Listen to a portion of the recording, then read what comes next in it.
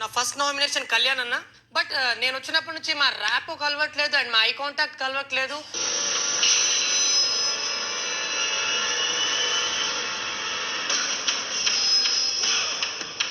మాట్లాడే విధానం కూడా ఎలా ఉంది అంటే ఎవరిని అడిగేలావు నువ్వు అంటే ఏంటి ఎలా ఇది అంటే ఆ ఎక్స్ప్రెషన్ నాకు ఎలా అంటే చిచ్చి అర్థమైందిలే.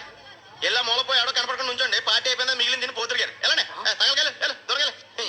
ఒక విషయం చెప్పనా బ్రో, బేసిక్ గా ట్రోల్ అయిపోతావు ఈ రీజన్స్ తో నామినేషన్ చేస్తే అర్థమవుతుందా?